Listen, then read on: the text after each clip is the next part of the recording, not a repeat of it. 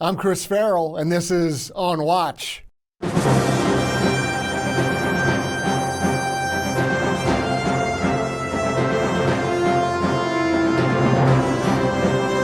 Welcome to On Watch, everybody, the Judicial Watch podcast where we take a deep dive behind headlines that the mainstream media would rather you not know anything about, where we try to recover some lost history, and we try to explain the inexplicable.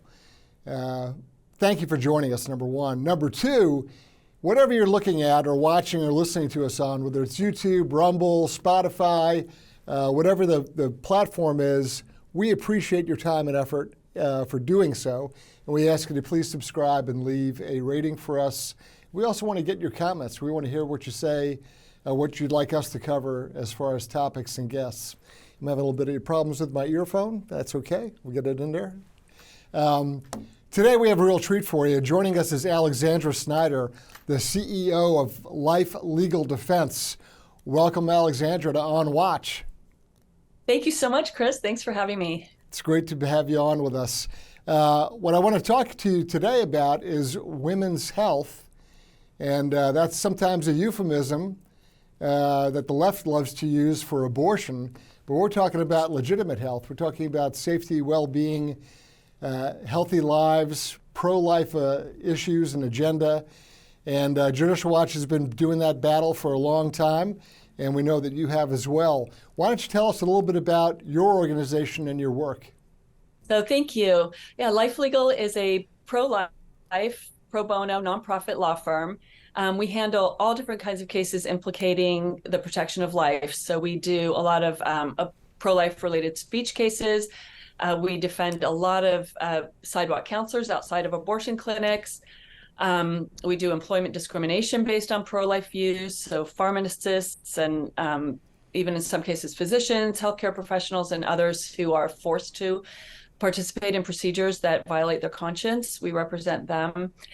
And then on the other side of the spectrum, we do a lot of cases involving the denial of life-sustaining care. So we will intervene to protect a patient, let's say with a brain injury or who's had a cardiac event and who is not able to make their own healthcare decisions, where there is pressure from a hospital or sometimes, sadly, even from family members to prematurely end that person's life. So it's a matter of defending really the most vulnerable. Yes.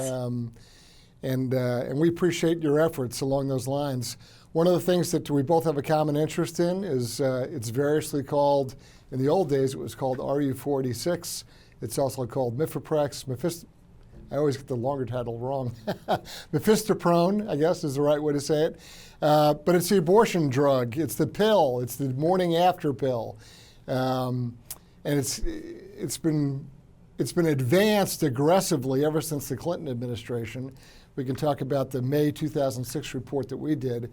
But you've had some great success along those lines in challenging that particular drug and the drug maker itself. Tell us about your legal work in that area. So first of all, I do want to say that it's not, the morning after drug is different from the abortion pill that we're talking about. So that is an abortifacient for sure, but that is not a direct inducer of abortion necessarily all the time, like RU486 or Mifeprex. So what we've done is we've really tried to raise a lot of awareness about the prevalence of these drugs. We've done that for the past number of years as we've seen the number of abortions overall that are done through this chemical means or these chemical means has increased exponentially over the last 5 to 10 years, to the point where now well over 50% of all abortions are chemical abortions or abortion drugs. And then in addition to that, we were contacted by a whistleblower, and we engaged with the U.S. Attorney's Office to file a whistleblower lawsuit. It's called a QI/TAM action against Danco, which is the sole manufacturer of this abortion drug, mifepristone, in the United States. So, and we were able to get a quite substantial judgment against Danco for violating their labeling requirements. So, and Danco itself, the corporation, it's DANCO, Danco, was actually created.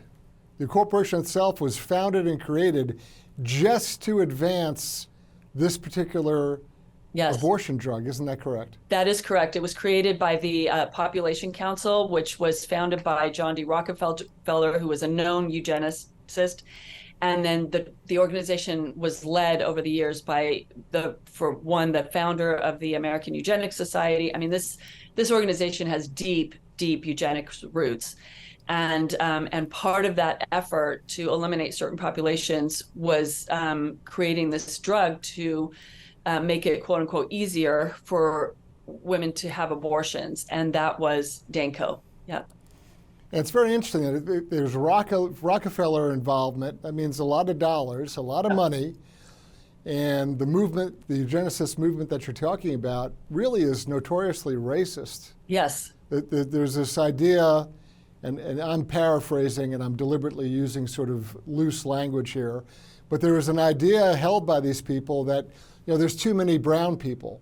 Yeah. And that's a general term, but that's the kind of racist language and thinking combined with Rockefeller money.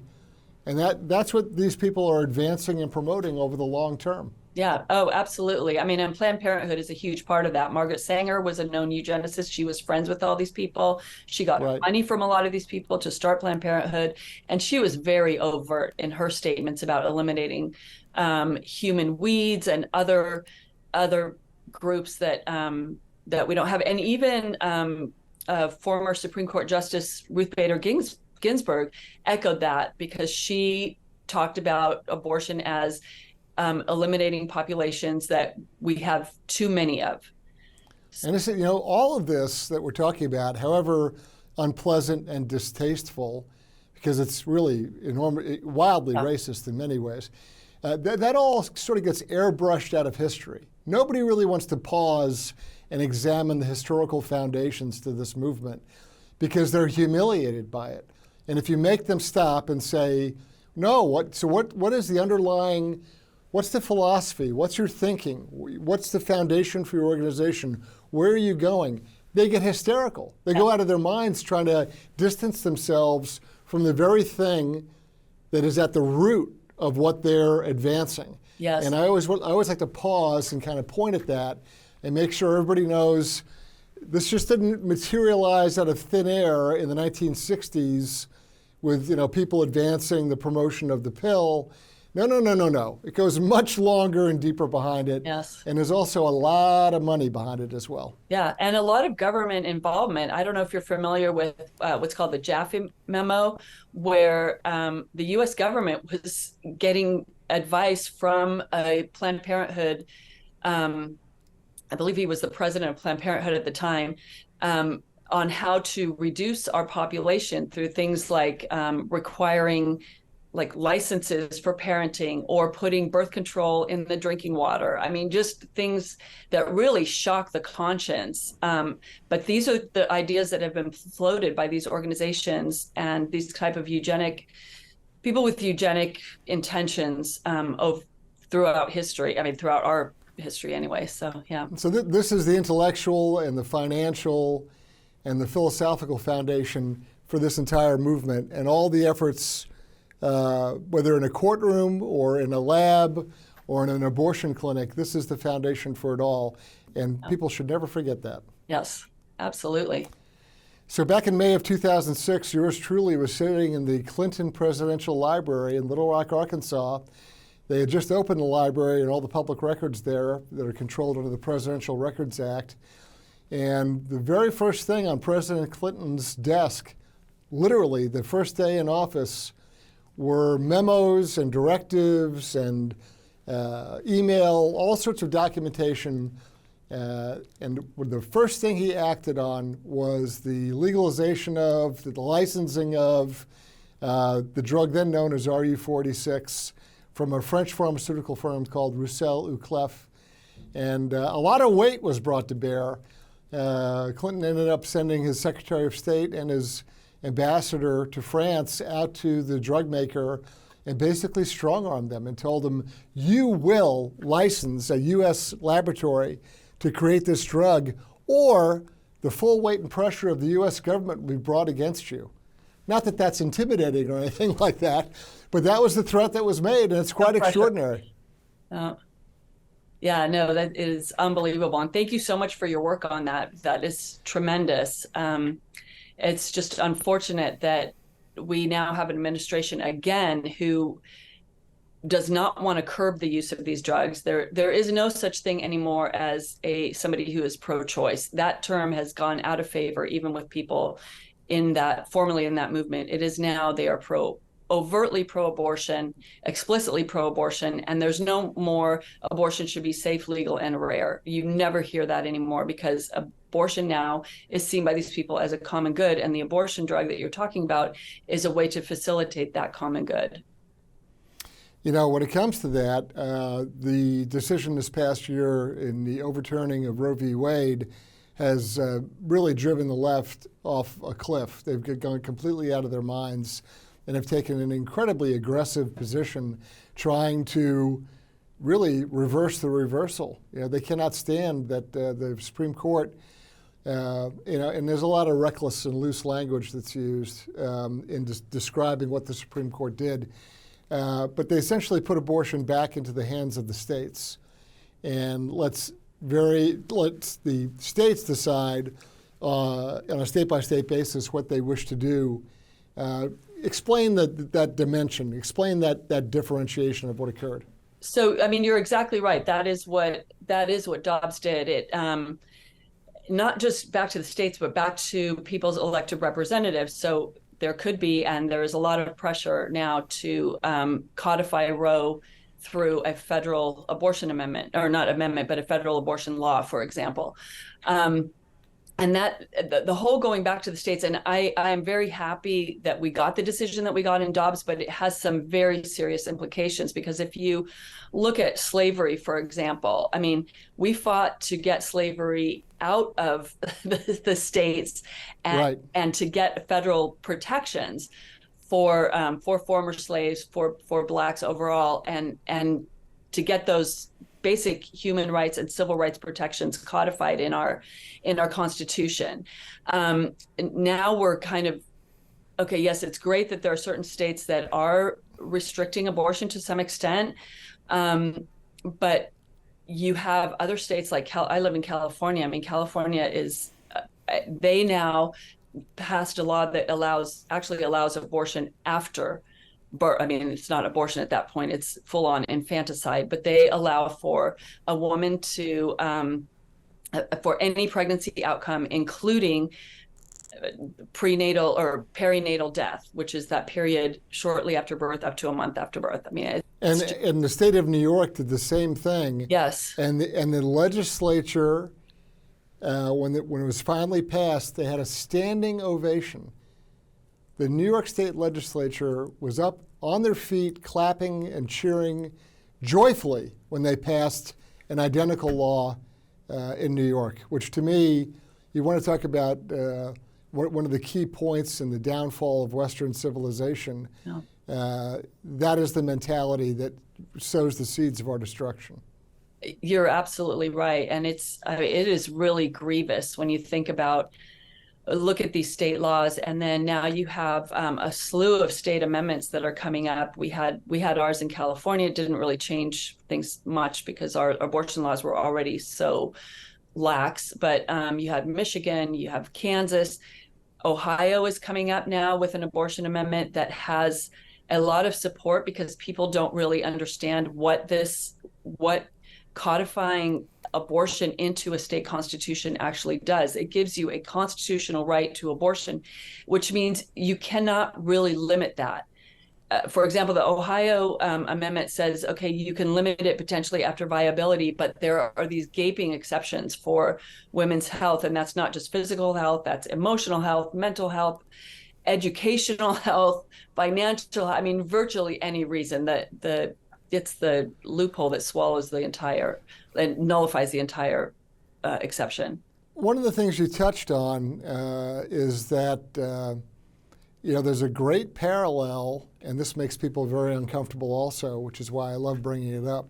There's a great parallel between slavery and abortion.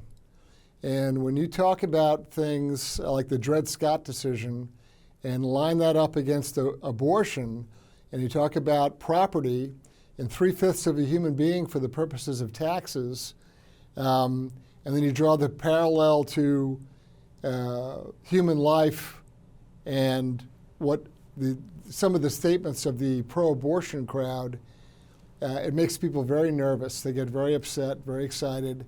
But there are a number of parallels between the two. Yes. Can you kind of just explore that a little bit for our audience? Yeah, I mean, you're dealing with the basic question of who is a protected person in the United States. So in the case of slavery, for example, and that is, I mean, there's not a more existential question for a government to address and for a people to address.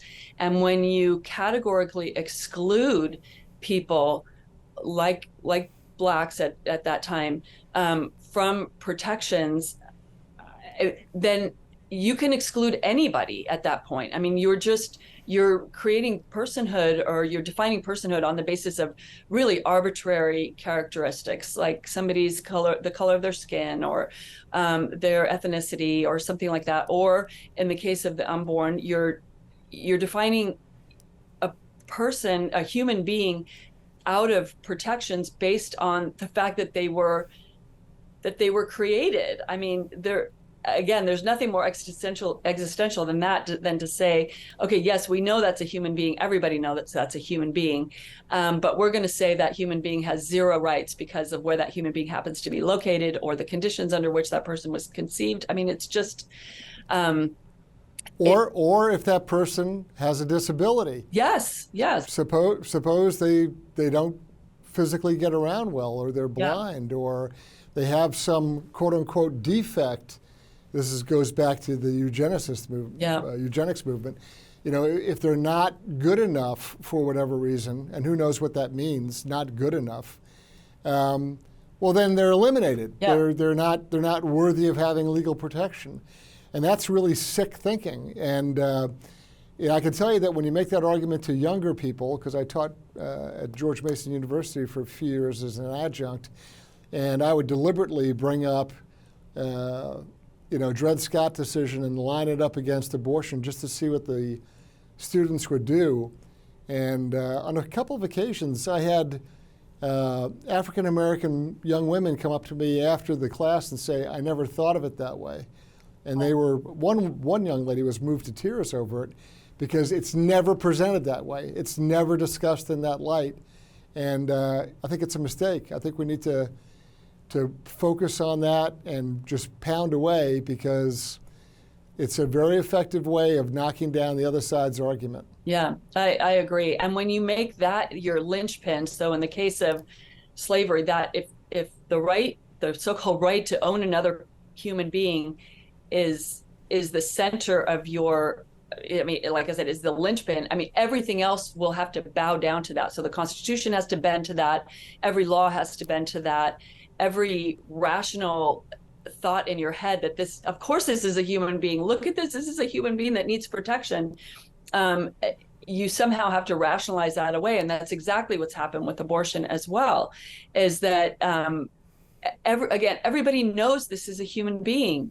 There's no question about it, but you have to have all these justifications. Well, what if the mother is this, or what if the mother is that? I mean, and I was in that situation. So, I mean, I speak from my personal experience here, that it can be very difficult to face an unplanned pregnancy, but that doesn't mean the solution is to end somebody's life. There are a lot of things that are difficult in life, and the solution is not to kill another human being. Exactly. That's really what it comes down to. Exactly right. So in light of, or as a consequence of Dobbs, the Biden administration and all the affiliated leftists that line up behind him, and they're not even traditional Democrats of days gone by. This is really like the Bolshevik wing. These are the most extreme lunatic left folks, but they're highly motivated, and they're militant in their approach to these things.